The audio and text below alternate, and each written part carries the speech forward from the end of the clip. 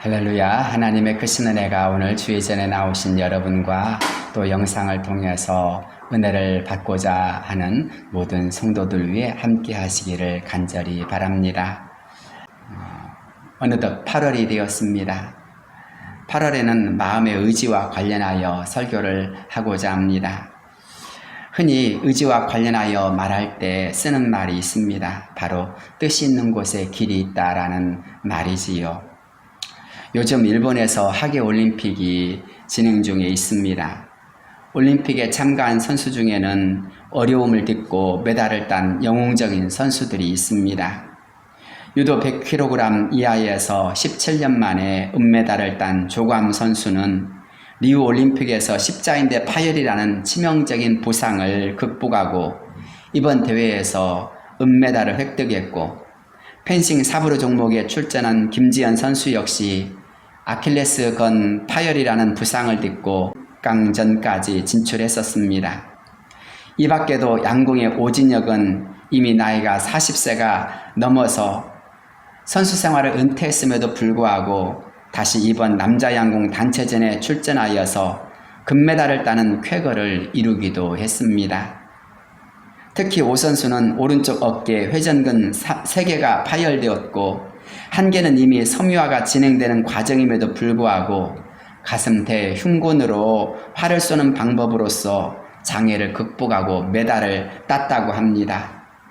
또 제1교포 3세인 안창림 선수는 일본에서 유도 학생 선수권 대회를 휩쓸면서 일본 유도연맹의 차별과 적극적인 귀화 요청을 받았음에도 불구하고 이를 모두 뿌리치고 2014년 한국으로 건너와서 공부를 계속했다고 합니다. 그의 꿈은 태극마크를 달고 올림픽 대회에 나가 금메달을 따는 것이라고 합니다. 하지만 아쉽게도 이번 올림픽에서는 동메달을 땄지만 그의 민족 의식만큼은 대단하다고 합니다. 그뿐입니까? 며칠 전 열렸던 올림픽 배구대 A조 예선 한국과 도미니카 공화국의 경기를 보셨을 것입니다. 4세트 경기 중반 김연경 선수가 박수를 치면서 동료 선수들을 향하여 해보자 후회 없이 후회하지 말고 라고 큰 소리로 격려하는 모습을 보셨을 것입니다. 또 어젯밤에 있었던 일본과의 경기도 그렇습니다. 14대 12로 지고 있었던 경기를 모든 선수가 포기하지 않고 최선을 다한 결과 역전하여서 16대 14로 승리하지 않았습니까?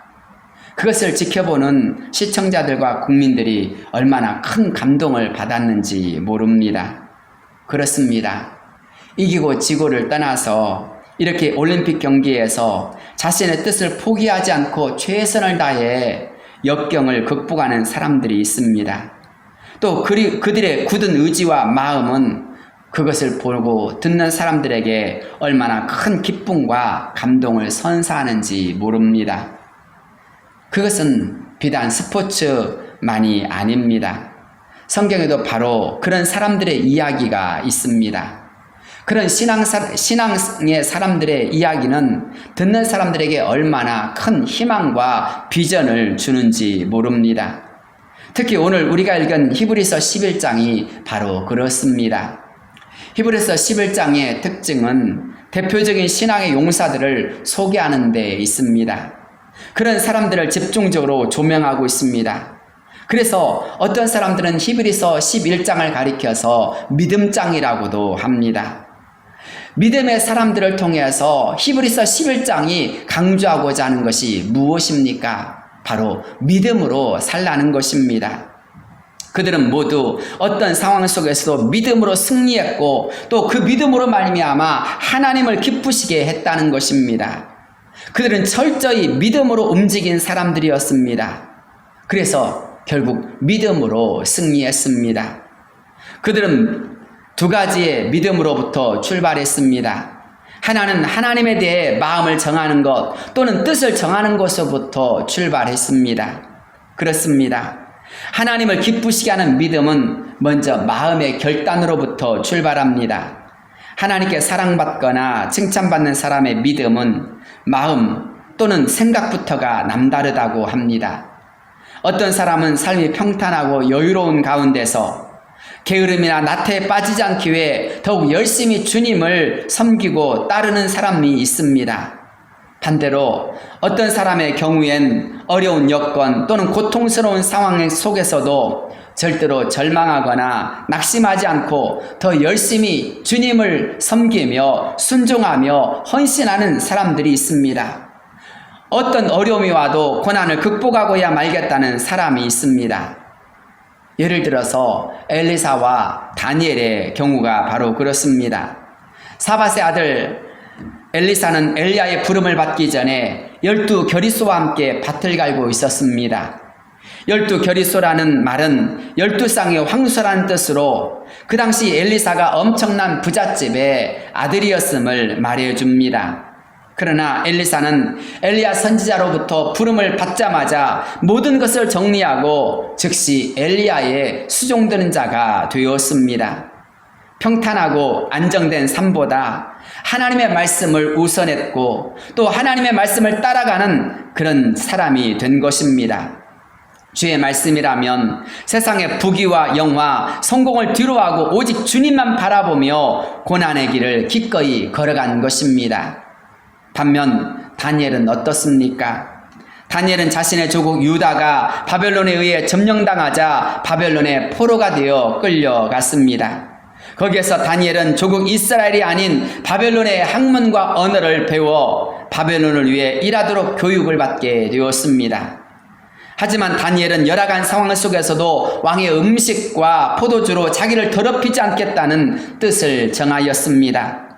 포로이자 교육생의 신분으로서 음식의 문제를 일으켜서 앞으로 자신에게 큰 손해가 될 수 있는 일이었습니다. 말썽 피우지 않고 최선을 다해도 잘 될까 말까한 상황입니다.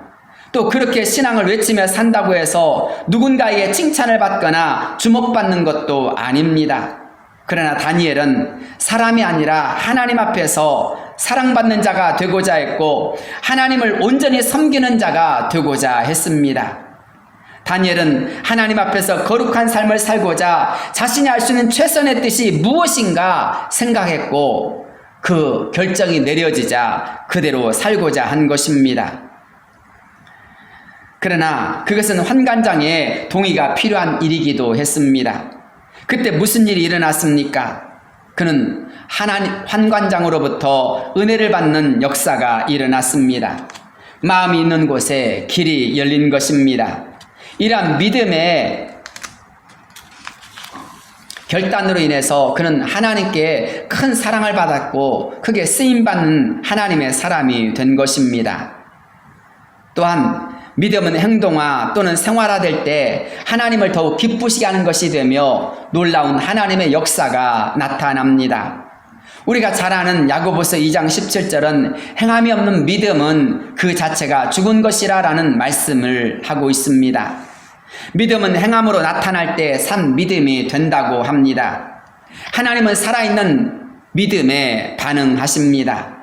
주님은 한 소년이 자신의 도시락을 주님께 드렸을 때 그것으로 오병이어의 기적을 베풀어 주셨습니다.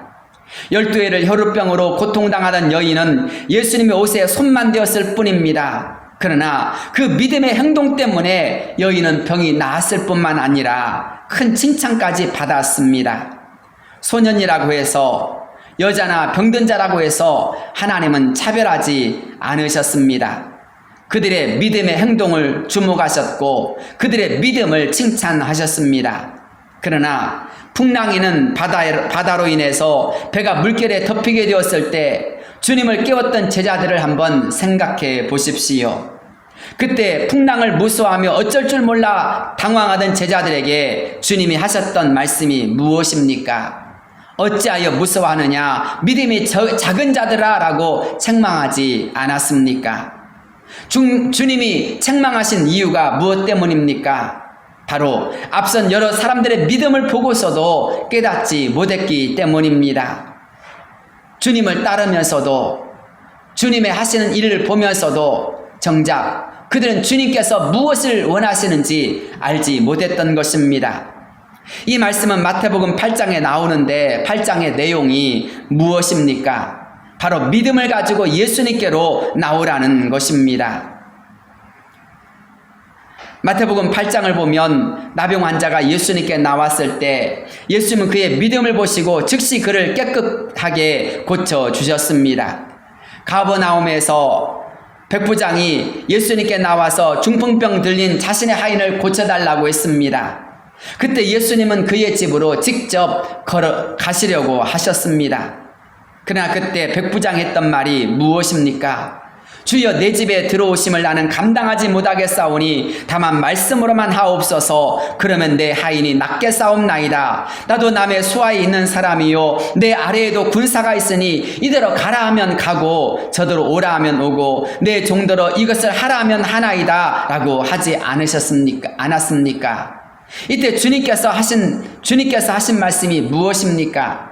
마태복음 8장 10절을 보면 예수께서 들으시고 놀랍게 여겨 다른 자들에게 이르시되 내가 진실로 너에게 이르노니 이스라엘 중 아무에게서도 이만한 믿음을 보지 못하였노라 라고 하셨습니다. 백부장은 주님으로부터 큰 칭찬을 받았을 뿐만 아니라 그의 하인이 낫는 기적을 즉시 체험하게 된 것입니다. 그렇습니다. 그렇게 마태복음 8장에는 주님으로부터 칭찬받는 사람, 주님으로부터 놀라운 은혜와 긍휼을 받는 역사가 일어납니다. 반면 제자들은 주님으로부터 꾸중과 책망을 들었습니다.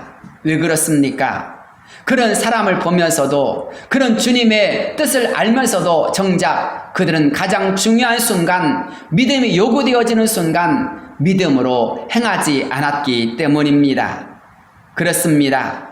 말로만 하는 것이 아니라 정말 행함이 있는 사람, 믿음이 생활화되어질 때 그런 사람이 주님으로부터 칭찬을 받고 사랑받는다는 것입니다. 그런 면에서 하나님을 기쁘시게 하고 하나님께 사랑받으며 칭찬받는 사람이 있습니다. 바로 믿음으로 행동하는 사람입니다. 우리가 믿음을 행동으로 옮길 때 하나님의 역사가 일어납니다. 그렇습니다. 믿음은 마음으로부터 시작되어서 행동으로 나타납니다. 그것이 하나님을 기쁘시게 하고 하나님의 뜻을 이루는 통로가 되어집니다. 그런 점에서 믿음의 뜻이 있는 곳에 길이 있는 것입니다. 믿음으로 하나님이 기뻐하실 뜻을 붙잡고 나아가는 저와 여러분이 되시기를 바랍니다. 믿음으로 세운 마음의 결단을 행동으로 또는 생활로 실천하며 사는 자가 되어질 때 우리 모두가 주님으로부터 사랑받는 역사가 이루어질 줄로 믿습니다. 오늘 우리가 읽은 본문의 말씀을 살펴보십시오.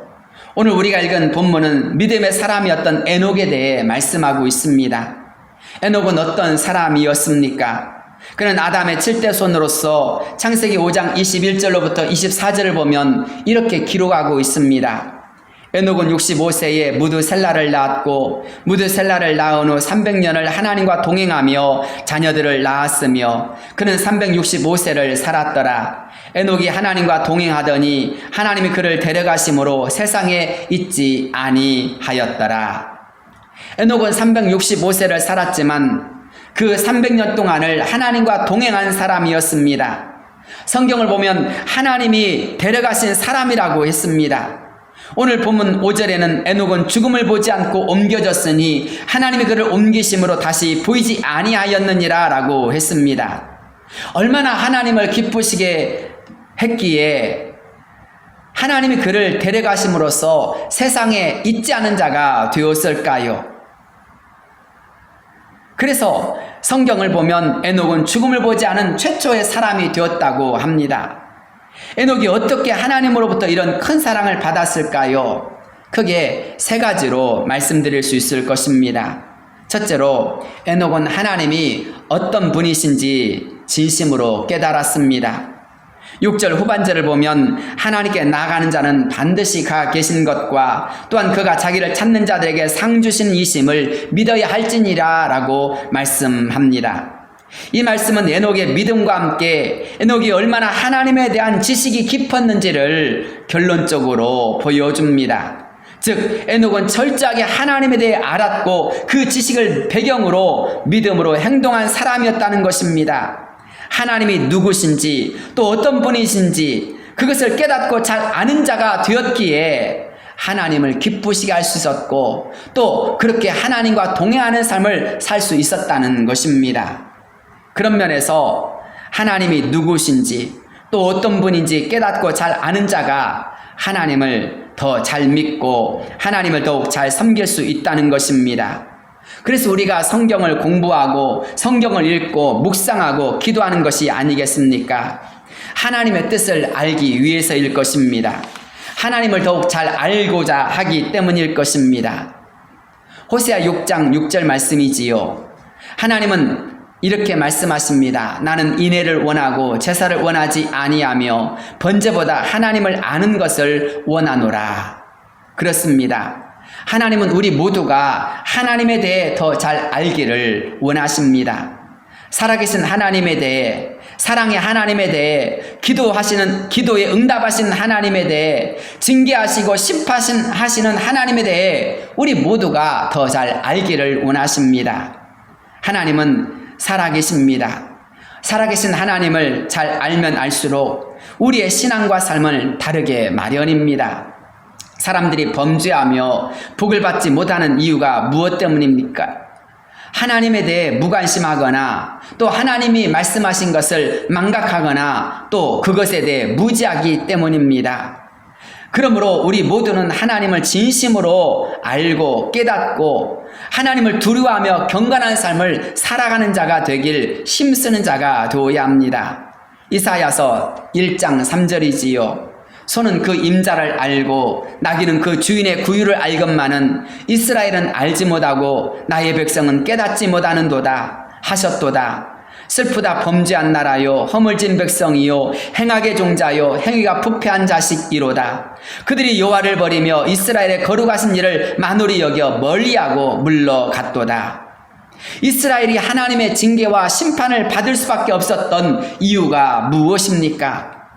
온전히 하나님만을 섬기며 하나님의 마음을 알아야 할 이스라엘이 오히려 하나님의 마음으로부터 멀어졌다는 것입니다. 이스라엘이 바벨론에 의해 멸망당한 이유가 바로 이것이라는 사실입니다. 만왕의 왕이신 하나님, 그들의 힘이자 구속자였던 하나님을 알지 못했기 때문이라는 것입니다.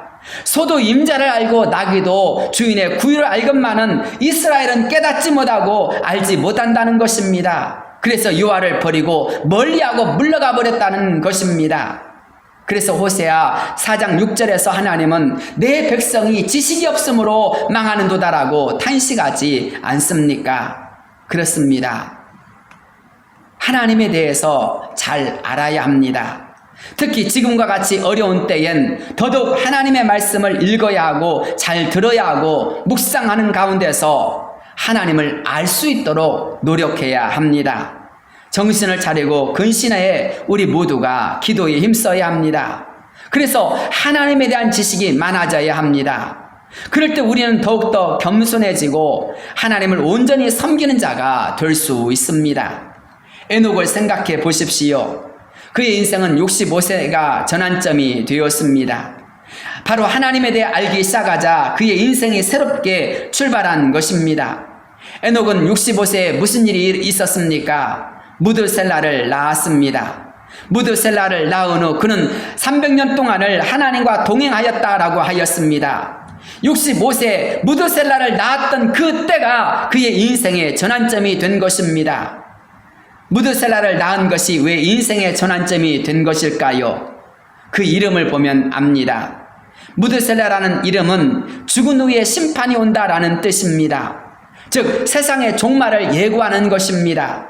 에녹은 하나님이 인간의 모든 생사와 화복을 주관하신 분일 뿐만 아니라 세상을 반드시 심판하신 분이심을 깨달은 것입니다.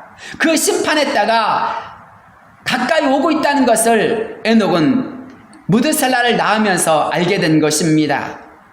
세상의 심판과 종말이 다가오는 것을 깨닫자 에녹은 그냥 살 수가 없었습니다. 그는 정말 최선을 다해서 믿음으로 살고자 했고 하나님을 기쁘시게 하고자 노력했던 것입니다. 그래서 그의 삶은, 그의 하루하루는 하나님과 동행하는 삶이 되었습니다. 그렇습니다. 하나님에 대해서 알면 알수록 하나님 앞에 살아가게 마련입니다. 사랑하는 성도 여러분, 우리 모두가 하나님에 대해 더 많이 아는 가운데서 하나님 앞에 살아가는 모든 성도가 되시기를 주의 이름으로 축복합니다. 두 번째로 에녹은 하나님만을 섬기는 자, 하나님과 동행하는 삶을 살았습니다. 앞서 말씀드렸던 것처럼 에녹은 무드셀라를 낳은 후 철저히 하나님과 동행하는 삶을 살았습니다. 여기서 동행이라는 말의 원어는 히트 할라크인데, 이 말은 함께 걷다, 산책하다 라는 뜻과 함께 자원하다 라는 뜻도 있고 간격을 좁혀간다 라는 뜻도 있습니다. 그래서 동행이라는 말은 자원하여 함께 걸으면서 하나님과 나 사이의 간격을 조금씩 더 좁혀가는 것이라고 할 수 있습니다. 하나님과 나 사이가 그만큼 가까워지는 친밀한 행동인 것입니다. 하나님과 나를 아무것도 방해할 수 없을 정도로 가깝게 움직이는 것이 바로 동행인 것입니다. 함께 걸어가는 사람에게는 특징이 있습니다. 발폭이 맞고 걸어가는 방향이 맞습니다. 함께 걸을 때 같은 곳을 바라보고 또 같은 속도로 걸어갑니다. 그런 면에 있어서 그들 사이에는 틈이 없습니다. 에녹이 그렇게 하나님을 경외하며 삶을 산 것입니다. 그 어떤 세상의 유혹도 즐거움도 그에겐 있지 않았습니다. 오직 하나님만이 그의 기쁨이 되었고 그의 즐거움이 되었습니다. 그래서 에녹은 오직 하나님만을 생각하고 하나님을 기쁘시게 하기 위해 매일을 또한 그의 일생을 최선을 다해 살아갔던 것입니다. 에녹의 그런 삶 때문에 그의 삶은 세상 사람들과 전혀 다른 삶으로 규정되었습니다. 바로 하나님을 기쁘시게 하는 삶이요, 하나님이 동행하시는 삶이 된 것입니다. 하나님과 동행하는 그의 삶 속에는 모든 것을 하나님께 맡기는 믿음이 있었습니다. 하나님께 찬양하고 감사하며 기도한 삶이 가득했을 것입니다.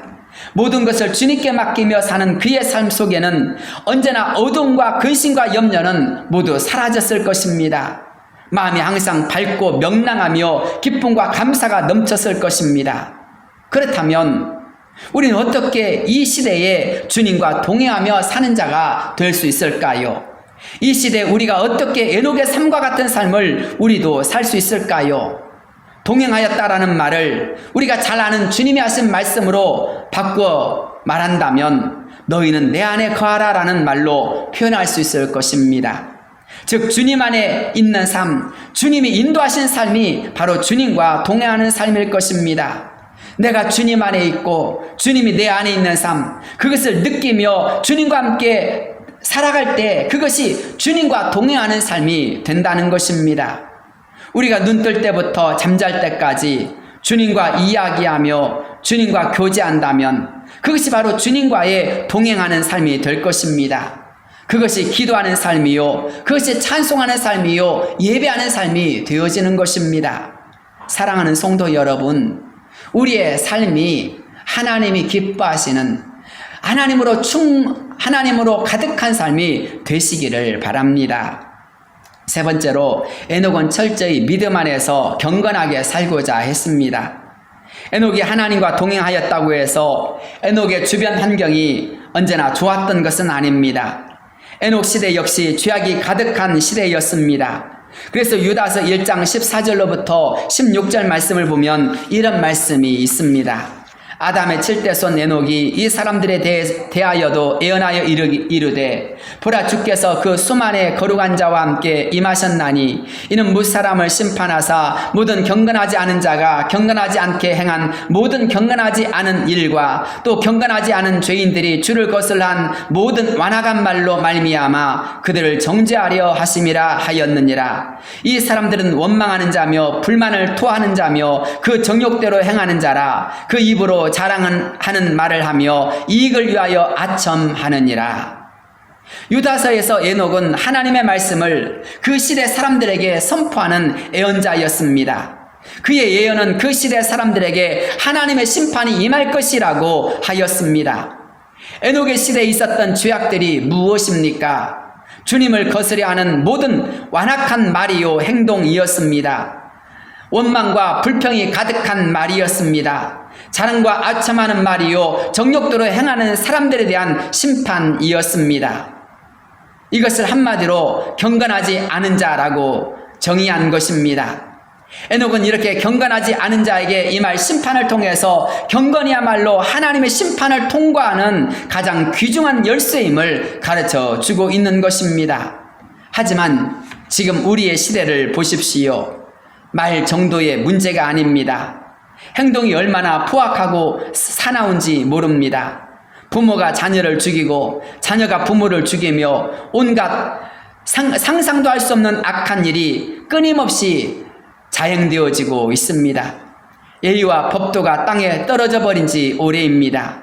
이젠 그 누구도 믿지 못하는 사회가 되고 말았습니다. 경건이 땅에 떨어져 버렸습니다. 이럴 때 믿음의 사람들은 어떻게 해야 합니까?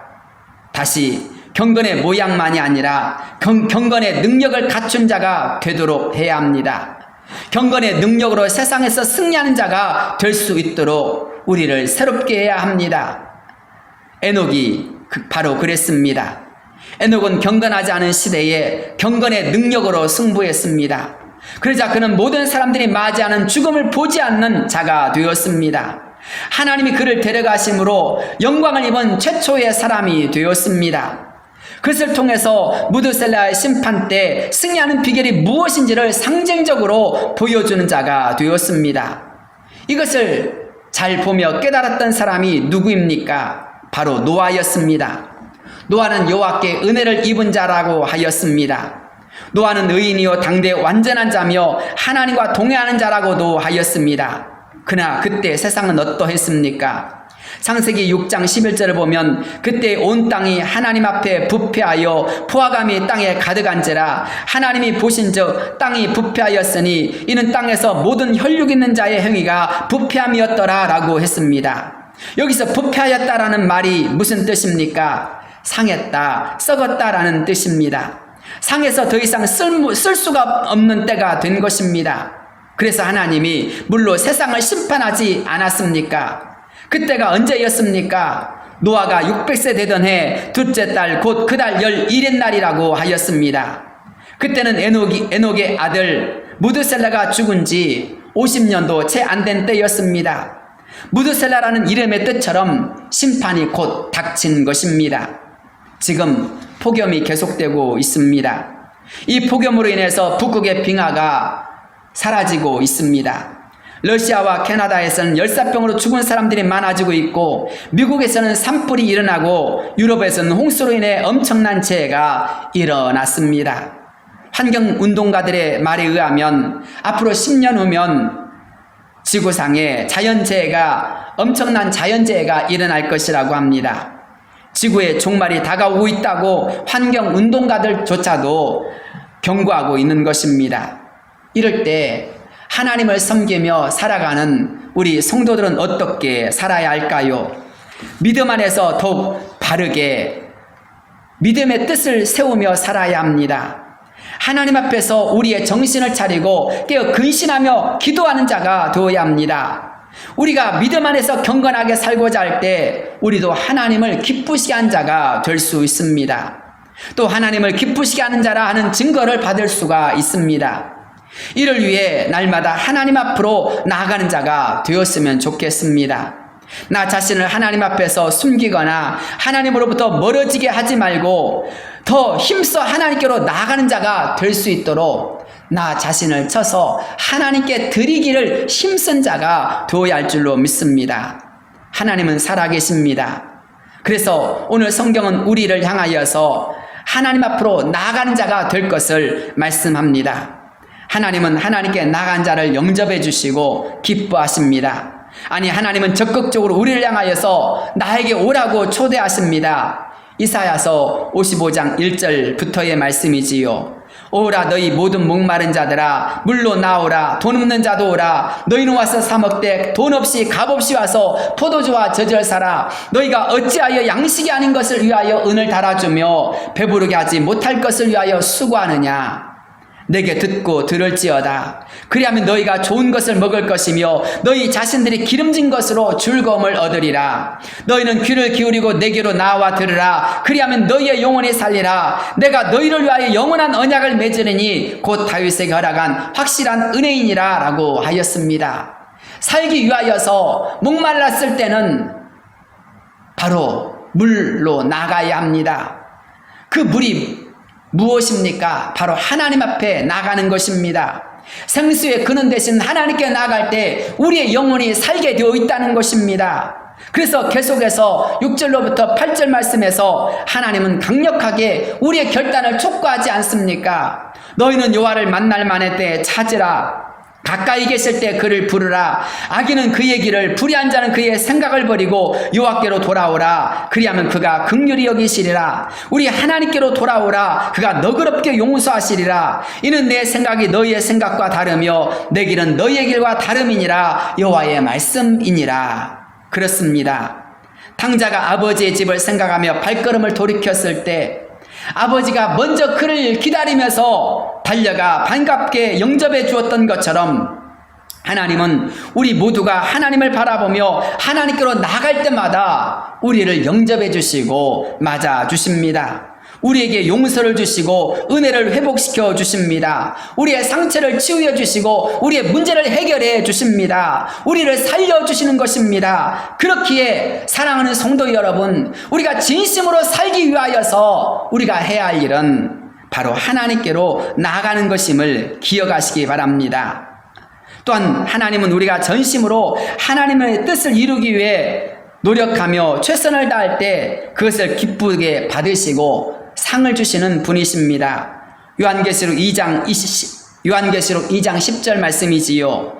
너는 장차 받을 고난을 두려워하지 말라. 볼지어다 마귀가 장차 너희 가운데에서 몇 사람을 오게 던져 시험을 받게 하리니 너희가 10일 동안 환난을 받으리라. 내가 죽도록 충성하라. 그리하면 내가 생명의 관을 내게 주리라. 그렇습니다.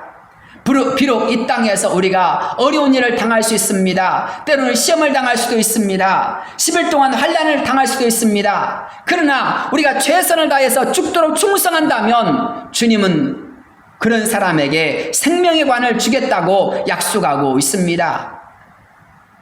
하나님은 자기를 찾는 자들에게 상 주시는 분이십니다. 그래서 우리는 평안할 때나 힘들 때나 더욱 하나님께 나아가야 합니다. 하나님을 의지하고 또 하나님을 바라보는 가운데서 하나님 주시는 힘을 얻고 모든 주어진 상황 속에서, 환경 속에서 고난을 극복하고 승리할 수 있는 자가 되도록 해야 합니다. 에녹처럼 말입니다. 우린 이 시대의 에녹이 되어야 합니다. 이를 위해서 마음을 새롭게 하시길 바랍니다. 믿음으로 뜻을 세우고 다시 한번 힘있게 전진하며 달려가는 자가 되기를 바랍니다. 뜻이 있는 곳에 길이 있습니다. 믿음의 발걸음엔 반드시 하나님이 인정하시고 도우시고 함께 하신 역사가 있습니다. 기도가 응답되어지며 여러분의 마음을 신원해 주시는 하나님의 역사가 있음을 믿으시길 바랍니다.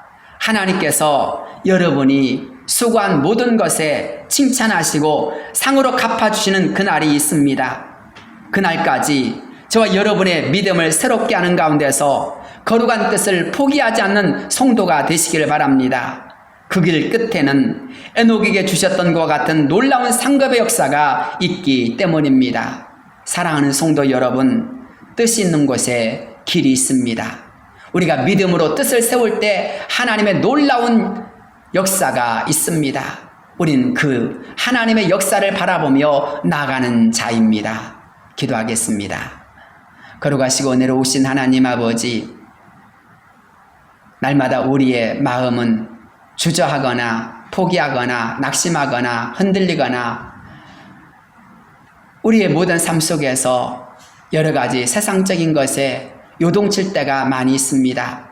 주님, 어떤 유혹과 어떠한 시험이 온다 할지라도 이제 더 이상 흔들리거나 약하여진 일이 없게 하여 주시고 믿음을 새롭게 하는 가운데서 끝까지 주님이 원하시는 그 뜻을 향하여 힘있게 달려갈 수 있는 저희 모두가 되게 하여 주옵소서. 그래서 반드시 승리하여 하나님께 영광 돌리며 또한 하나님의 살아계심을 모두에게 전파할 수 있는 믿음의 사람이 되게 하여 주옵소서. 하나님의 살아계심을 믿습니다. 하나님이 함께하여 주심을 믿습니다. 하나님 앞에 우리가 구하며 나갈 때 하나님이 응답해 주시고 우리를 이끌어 주실 줄 믿습니다. 이제 그 믿음으로 이 세상을 힘있게 살아가며 승리하는 역사가 이루어지게 하여 주옵소서. 예수 그리스도 이름으로 간절히 기도드리옵나이다.